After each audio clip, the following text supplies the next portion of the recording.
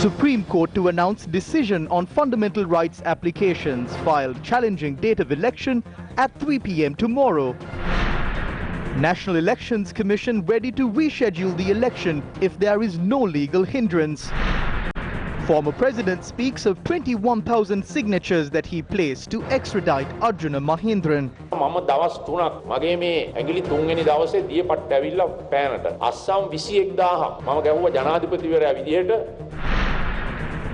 White House lights turn off as protests turned violent in Washington, D.C.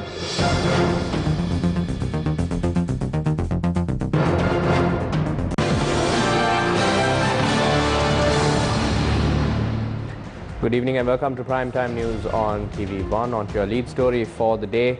For the sixth day today, violent protests have gripped America. The US president was rushed to an underground bunker for a brief moment, and in the latest event to trigger more protests, officers from Atlanta Police Department were caught on tape using excessive force. A man, meanwhile, has died in Louisville, Kentucky earlier today after police, the National Guard and protesters exchanged gunfire. Moving on in news from here at home, President Gotabaya Rajapaksa instructed authorities to take stern action against those who contribute to the spread of dengue. This was stated as a special discussion held with the Presidential Task Force for the Prevention of Dengue. The President and the Prime Minister advised the officials to make immediate preparations to curb the spread of dengue that could follow after the rainy season. It was revealed that the number of dengue patients had decreased during the first quarter of this year compared to last year. The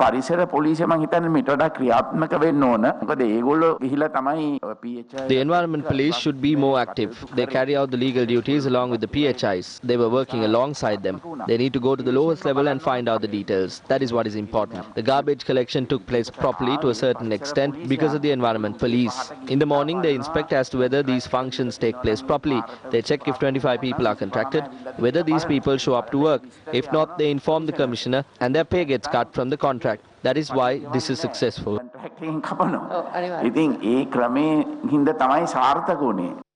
President and the Prime Minister also advised the officials to review the plans set by the Health Committee once a week at a meeting with the participation of the governors and heads of local bodies. The decision on granting leave for the fundamental rights applications filed at the Supreme Court will be delivered at 3 p.m. tomorrow. The case was taken up for consideration for the 10th day today. President's Counsel M.A. Sumanthiran today replied to the preliminary objections raised by the respondents. He submitted that answers to many of the issues raised in the current matter before court can be found in the 2018 judgment by a 7-judge bench of the Supreme Court in the Parliament dissolution case.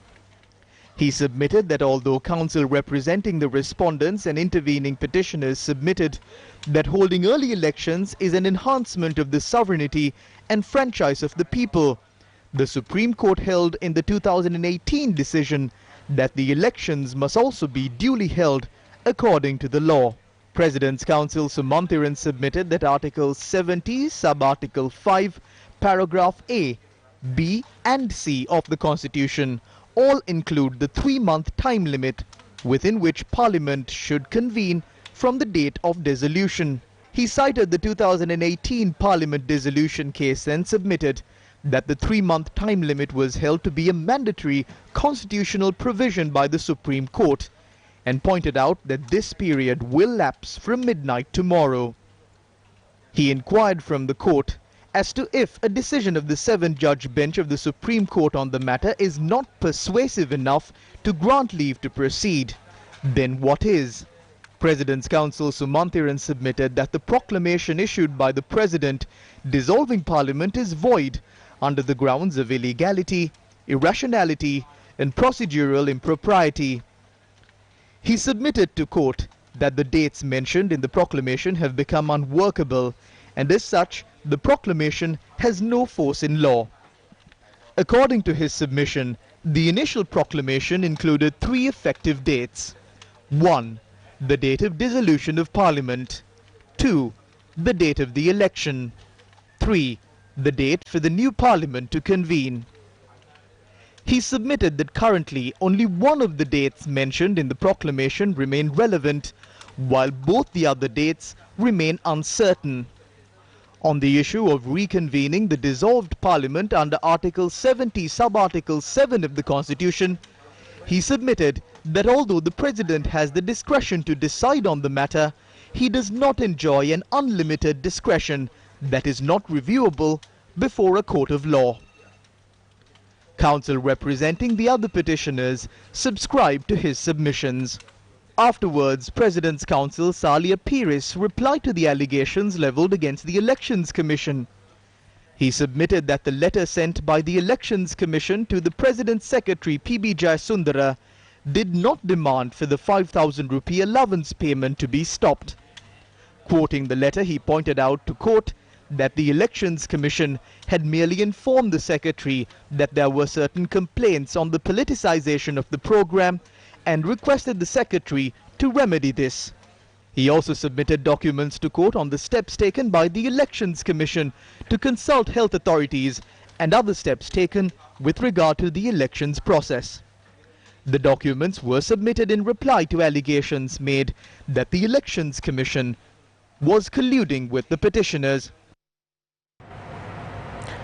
Staying on the same subject now, the chairman of the National Election Commission, Mahinda Deshapriya, stated that the commission is ready to announce a new date for the general election if no legal objections remain. If no legal impediments remain on the general election, the Commission is ready to announce a new date. The Commission expects to hold the elections at the earliest possible time in accordance with health regulations. The Commission strongly believes that an elected parliament is a vital part of a democratic country. We are already carrying out the duties constitutionally obligated to us. If there is no legal issue, we can proceed as we have received the health guidelines on how the elections should be held. We will need about 60 or 70 days to prepare. We will have to have a larger staff than usual. I would like to say that the Commission has no intention to delay elections or to sabotage them.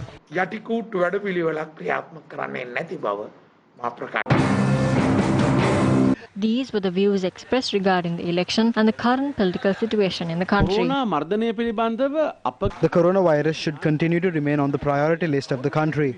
The government has mixed up the problems associated with curbing the spread of coronavirus with the parliamentary election. Convening a new parliament is the need of our country. We are not talking about the old parliament, which is totally dysfunctional. We are talking about a new parliament that represents the public opinion at present.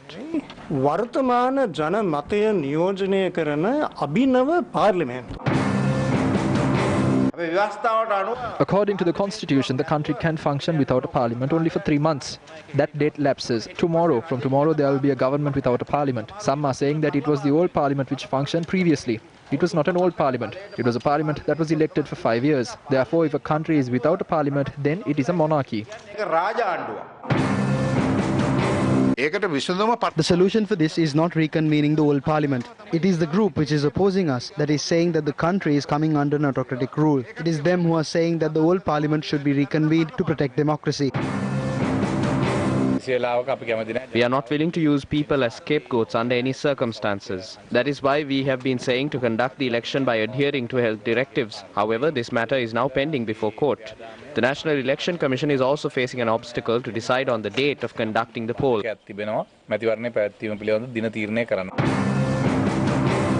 If health authorities are saying that life can function as normal in the country, then it should not be an obstacle for the National Elections Commission to conduct an election that would protect the rights of the people.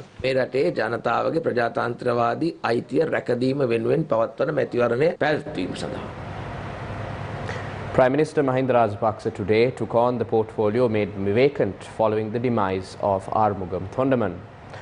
Prime Minister Mahinda Rajapaksa was sworn in as the Minister of Community Empowerment and Estate Infrastructure Development. The swearing-in ceremony took place at the Presidential Secretariat earlier today.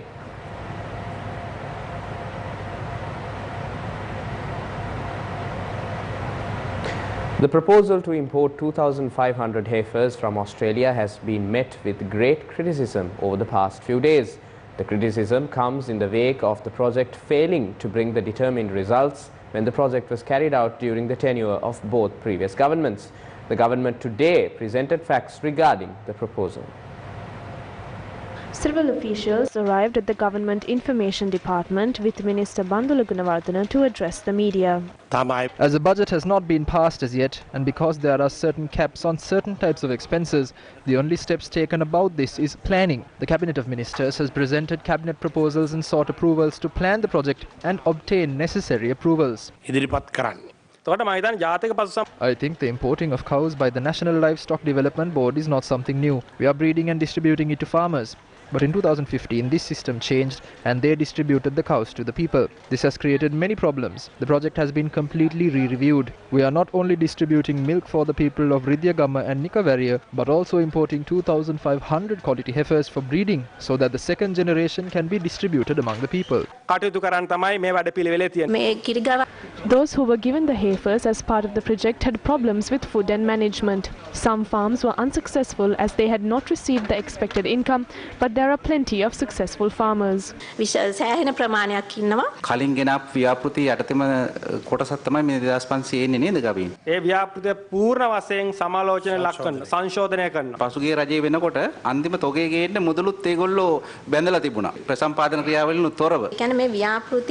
project is a loan, so it is being carried out to import animals for a commercial farm. Farmers have been chosen for this and an advance payment is made under this. But now the government is stopping this. With the advance payment, those institutions have nothing to do with it and we will utilize the loan given to the country to develop this.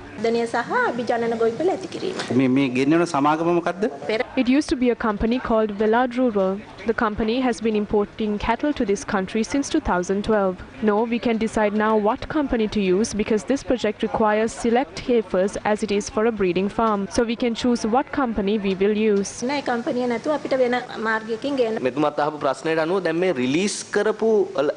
Advance payment directly Velad company එක ආයි අපිට ආයි දෙනවද නැත්නම් ඒ මුදල කොහොමද අපි ආයි වෙන වැඩවලට use කරගන්නවා කියලා කියන්නේ එතන පොඩි පැහැදිලි මදිකමක් තියෙනවා. This is how EFA approves loans. It is a fundraising agency in the Australian government. We recently discussed with the Australian High Commissioner in February. He said he would mediate and assist in the use of this money for this purpose. මේ අවස්ථාව වෙනකොට ගෙන්නලා තියෙන ගවයින් සම්බන්ධව local agent කෙනෙක් හිටියද එහෙම කෙනෙක් ඉන්නවද? ඔව් හිටියා. කවුද local agent? Foresight engineering කියලා local agent කෙනෙක් හිටියා. එතකොට දැන් මේ සිද්ධිය ඉස්සරහට යද්දී මේ 2025 plan එක ඇතුළත ඒ local agent ගේ role එක මොන වගේද? නෑ මෙහෙමයි දැන් I have not seen the cabinet paper on this until today. I saw that the cabinet paper recommended that this can continue further after appointing a committee. ඉදිරියට ක්‍රියාත්මක කිරීම සම්බන්ධයෙන් වාර්තාවක් දෙන්නේ. Various complications which have cropped up during the importation of cattle from Australia was highlighted at a press conference held at the office of the National People's Power. Former officers who were engaged in this project attended the media briefing. This project initiated in 2012 to bring animals did not happen according to the recommendations of the technical officers. This decision was taken under heavy political influence. After 2 months of bringing the animals on the 13th of July 2015, cattle were born. That means the animals who were imported were at the age where they were matured enough to give birth. Animals at that age usually don't get transported. By the 31st of December, 107 calves had died. Subsequently, 716 calves have died from the next batch of heifers. In other words, 43.3% of the calves have died.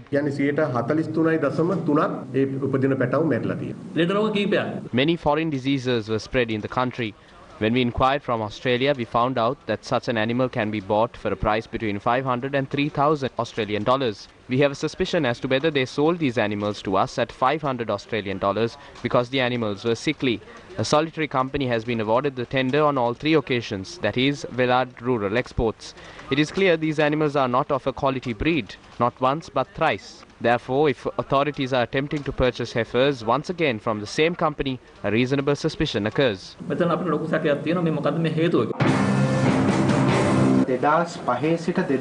A government which was in power between 2004 and 2015 imported heifers successfully. However, it was a successive government which had imported sickly heifers around 2016 and 2017. Just because a mistake happened once, we cannot write off the entire project because the heifers which were brought down earlier had proved to be a success.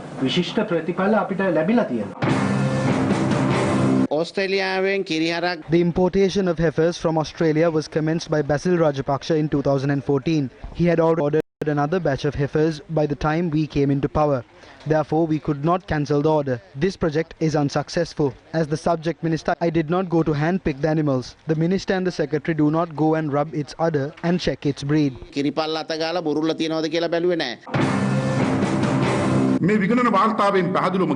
According to this audit report, the project to import heifers has caused losses worth 7,900,000 rupees to the state. On the 8th of May 2018, a payment of $1.3 million has been issued to the Vellard Rural Exports. That is 1.31 billion in Sri Lankan rupees. Since then, 2 years and 1 month have lapsed. Not even a cat has been imported. The government has decided to import heifers using the same company from the same country and the same officials. No minister is ready to let go of this company. We have to ask how much they were paid by this company.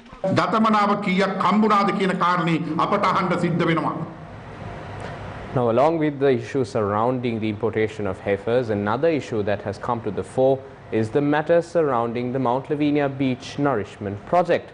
The government today made clarifications regarding the project at a press briefing held this afternoon. The sand nourishment project on the Dehiwala Mount Lavinia coast became a topic of discussion after large parts of the beach were washed away following a large investment into the project. This sand nourishment project was not only targeting the Mount Lavinia beach but all the way up to the Calido beach in Kalutara, also the Angulana beach in Ratmalana. This was approved by the Cabinet of Ministers on the 8th of May 2019. On the 14th of January 2020, the procurement of this project was completed and the contract was awarded internationally. The government set aside 890 million rupees for all three of this. It was only spent on Mount Lavinia beach. The sand was taken from a sand reserve in Ratmalana that belonged to the Coast Conservation Department. We gave the foreign firm 3 months to complete the project. As per the agreement, if we halted the project, we would have had to pay the foreign company 2 lakhs per hour, which is why we continued during curfew. The tide on the western coast moves northward, so we used the sand engine method. We developed it in a manner that it would gradually move towards areas facing erosion. Erosion was seen in Valikanda in Ratmalana, but we nourished the beach in Angulana. We nourished that area near the Ratmalana station. By now that sand has settled. We can see that the beach taking its shape.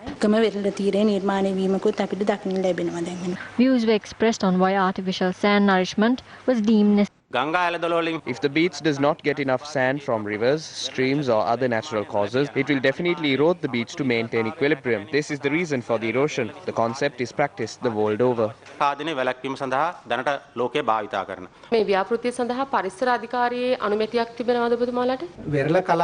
the coastal belt, we own 2 kilometers from the permanent tree front strip towards the ocean and 300 meters towards the land. This complete strip is controlled by the Coastal Conservation Department.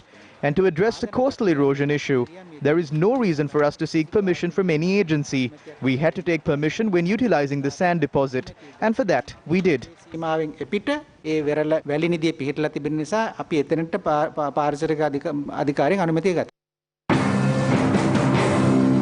A group of former parliamentarians from the Samagi Janabalawega arrived at the Mount Lavinia beach to inspect the beach nourishment project.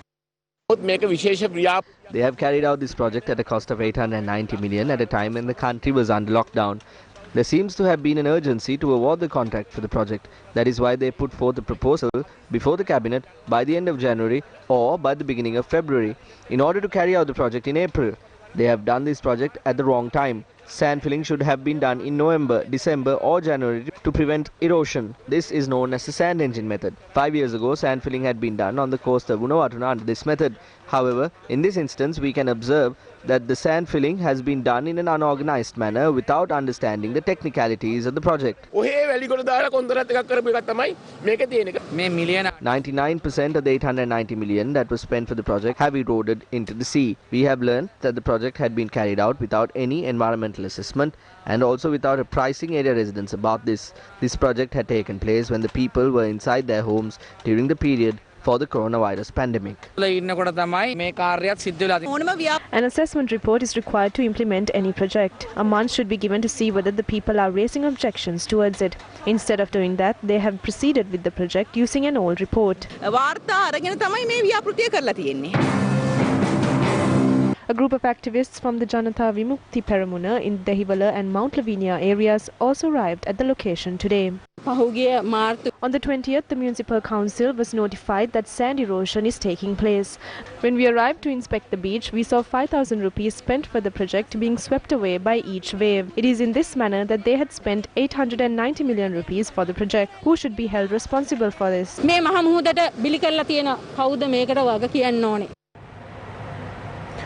10 more COVID-19 patients recovered and were discharged earlier today. As a result, 811 patients have fully recovered up to now. The total number of patients reported in the country has now risen to 1,639. 813 active patients currently remain in the country and are receiving treatment at multiple centres island-wide. Meanwhile, 6 more patients were identified over the course of the day so far today. Of them, 2 were officers of the Sri Lanka Navy, while 1 each were among the returnees from Indonesia and Belarus respectively. 2 others were close associates of COVID-19 patients. Meanwhile, the 11th COVID-19 related death in the country was reported early this morning. The deceased was a 45-year-old returnee from Kuwait. After a lapse of more than 2 months, normalcy seemed to have been restored in the city of Colombo. Most daily activities of Colombo commenced, while employees reported to their workplaces today. Heavy traffic was witnessed at the entry and exit points to Colombo in the early hours of the day as well as in the evening. Many commuters utilized private vehicles to enter Colombo as public transport services remained limited. Social distancing norms were not paid much regard in certain areas. In contrast, citizens had paid attention to ensuring their safety. Ultimately, the views expressed by several citizens highlighted that the country is willing to face this challenge head-on while going about its day-to-day activities. යථා තත්ත්වයට මෙව්වා කරගෙන ඒ ගැන දුක් වෙන්නේ නැතුව ඉස්සරහට අපි යමු. අපි මහජන සෞඛ්‍ය නිලධාරීන් කියපු විදිහට ඒ ආරක්ෂක උපදෙස් අනුගමනය කරගෙන කැඳවා ගන්න නැතුව අපේ ව්‍යාපාර කටයුතු කරගෙන යනවා. අපිට රජයෙන් ආධාර අවශ්‍ය වෙන්නේ නැහැ. අපේ ව්‍යාපාර කරගන්න තිබ්බොත් අපිට ඇති. අපි රජයෙන් සල්ලි ගත්තෙත් නැහැ. බෙන්ඩ තිබිච්ච පන්දා අපි එක දෙපාරක් දුන්නා. අපි එකක් ගත්තේ නැහැ. උන්ට ආරක්ෂා සහිතව අපි බඩු සපයනවා පාරිභෝගිකයන්ට. Many lives which remained stagnated due to COVID-19 have now resumed business as usual. But it is of paramount importance to follow health and safety guidelines at all times when conducting daily activities. Residents of the village of Mimure say that they are facing a risk of losing ownership over their own inherited lands. That is because their lands have been gazetted as forest reserves. Located on the borders of the Knuckles mountain range, the village of Mimure is surrounded by serenity and is home to 114 families. However, these residents say that they are facing a risk of losing ownership over their lands according to the Land Settlement Ordinance. Some residents who own as much as 10 or 15 acres of inherited land say that they would be given only 60 perches according to the law. I have about 6 or 7 land deeds confirming my ownership. When we attempted to engage in chena cultivation on these lands, the forest department informed us to cultivate cardamom instead. After we did that, they cleared the plants by saying that the land is a part of a forest reserve. We then cultivated pepper on our inherited lands. When we began earning a living through this, they said that a decision has been made to limit our pepper cultivation to 60 perches of land. When such acts of injustice are taking place, how can we sustain our lives and the lives of our children? It is better if they told us to move out of the village rather than having to undergo this suffering. This is the same fate that has befallen the village of Dandeni Kumbura. We have very little left of our property. They have installed poles all over the place. We are not willing to leave this place. Residents claim that the forest department has carried out surveying activities that would see their cultivation lands also being vested with the Knuckles mountain range. සම්පූර්ණ කුඹුරු මෙල හිටන් කණු ගැහුවා කියද්දි ඇහැවෙන්නේ කටු ඉතින් නෑ කොච්චර කිව්වා ඒ මාතෘ අනුලාල සේනලඩි හොඳයි අපි මරාලා කීට වෙලිය ඒ මාතෘ මායේගේම උයාගෙන කාලේ ඉඳලා මාය එක්ක මම නැතුව දවසක් බොරකටාවලේ මායි ඉඩමේ පැල මුලින් කණු හිටවල ගිහින් When we inquired on the matter from the Director General of Forest Conservation, A.C. Veeragoda, he said that no such complaint had been logged. He added that, however, the boundaries were marked on lands included in the reserve. Amending land laws in the country is a crucial factor under the MCC agreement to be inked with America. While discussions on this matter have continued to resurface a number of times in the past, the previous government took steps to amend land laws in the country on a number of occasions. The fact that the forests in the country should and must be preserved is one thing we can all agree upon. However, one must inquire how land inherited from generations ago was included within the limits of these forest reserves. The people are suspicious as to if these steps are connected to the MCC agreement. Former President Maithripala Sirisena attended a media briefing in Polonnaruwa earlier today. There were several media reports on the Presidential Commission during the past 2 days. Out of the 5 Presidential Commissions that I appointed, the last one, the Presidential Commission on the April 21st attacks, is still carrying out its tasks. As journalists and citizens of the country, you can understand that the activities of the Presidential Commission on the April 21st attack are being carried out well based on the information that you receive through the media. Last Friday, a newspaper reported that 4 billion had been spent for 4 presidential commissions that were appointed during the presidency of Maithripala Sirisena. It says that the reports are collecting dust at the president's office and that the recommendations have not been enacted as yet. The paper says that a separate committee should be appointed to look into the wastage that was caused by these 4 commissions. I asked for the right of reply from the newspaper, and they have published my complete statement in today's newspaper. I have appointed 5 presidential commissions. The first one was the Bond Commission. The Bond report was tabled in Parliament. It was uploaded on the internet as well. The Commission has recommended that a forensic audit be conducted. The CID acted very well based on these, and that is how Arjun Aloysius and a large group of people were under remand custody. During my time, the AG's department, the Foreign Ministry, the government and the Singaporean government exchanged letters. I had to travel to Singapore in 2019 for a summit. I met the Singaporean PM personally and told him that we have sent our documents and asked that Arjuna Mahendan be extradited to Sri Lanka. I do not know if someone will believe me, but I had to place 21,000 signatures on the documents prepared by the AG's department regarding this. The AG said that the seal is not valid. I had signed 21,000 documents in 3 days until I got blisters on my fingers. This is the amount of work we have done to bring back Arjuna Mahendan. More cases of locust infestations were reported from a number of areas surrounding the locality of Mawatagama. Reports of the locust infestation came from the Francisco estate in Mawatagama. Locals stated that within 2 or 3 days, their cultivations had been destroyed by hundreds of thousands of locusts. These locusts, who travel in swarms, have been reported to have attacked crops including corn, plantain, guava and mango. The Maldenia, Udagama, Meethanwala and Matava estates within 3 kilometers from the Francisco estate in Mawatagama had all been infested by locusts. Locusts were seen in a coconut estate near the Francisco estate earlier today. This morning, officers of the Navy arrived at the scene to look into how the threat of these locusts can be contained. The attention of the Disaster Management Center has been drawn to this. We will get the support of the Tri-Forces to do this. Discussions are already underway to see how we can contain the matter. We are coordinating the steps that need to be taken with the Disaster Management Center and the Disaster Management Centers in the respective districts. Chemicals were sprayed across the areas affected by locusts earlier today. There are 5 stages in the life cycle of the animal. This is the ideal time to contain it. This is the best chance. Being a large swarm, they are more likely to cause harm if breeding increases. Clearly, it is not a desert locust. This is the first time that we have begun to ask for advice on the nearest agricultural consultants to see if the locusts are seen in nearby gardens. This locust has been on our cultivations before and is the usual species found in the country. This is the first time they have formed large swarms and began to attack in this manner. We request the public check to see if these locusts can be seen in your residences and report to the nearest agricultural advisor if that is the case. A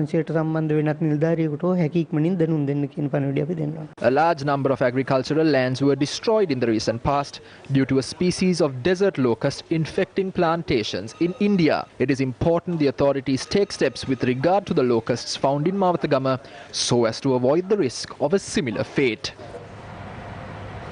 Wild elephant threats have gradually increased since the proposed gazette to manage wild elephant reserves in the Hambantota district has not been approved. This is a report on the matter. In 2012, a land of 14,000 hectares was proposed for the Wildlife Elephant Reserve in the Hambantota district. The government at the time intervened in this matter. The proposed reserve that was designed to border the Suryawava and Hambantota divisional secretariats. The massive wild elephant problems in Lunugambehera area is the main reason for this. Even though the matters regarding the Wild Elephant Reserve is prepared, it has not been gazetted yet. The Wild Elephant Reserve in Hambantota has been heavily damaged by large-scale farmers and stone quarry operators.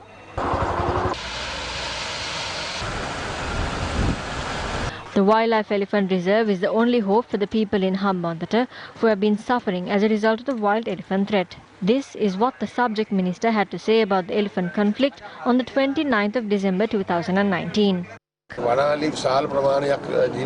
In order to solve this problem in the Hambantota district where there are a lot of wild elephants, there should be a forest. You told that the forest preservation zone did not happen under 3 ministers. We will definitely solve this problem. If we say something, we will do it for sure.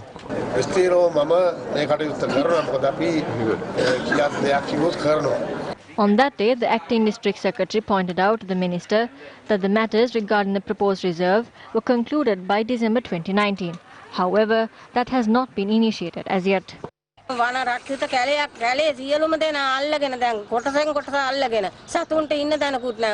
If there's a reserve, people will take the land claiming they have the deeds.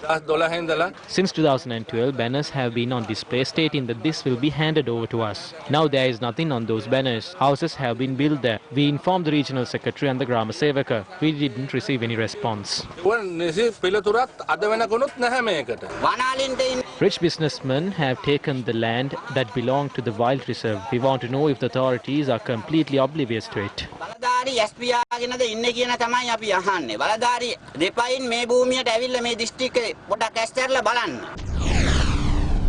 A land of 650 hectares in the Hambantota harbour belongs to this reserve. Elephants who are spending their time here during the day enter the villages at night and damage the homes. Due to this, many villages including Katuava, Maitri Gama and Siribopura have been severely affected. This is how the elephants could be seen during the evening. The only course of action to prevent this is the Wild Elephant Reserve in the Hambantota district. And that's a wrap of Primetime News on TV1 for tonight. I'm Jamal Ratnayaka for the Newsfirst team along with our sign language interpreter Brandy Cruz. However, we leave you tonight with the Negative Sri Lanka theme song sung by 105 voices from all walks of life. Take care, stay safe and good night.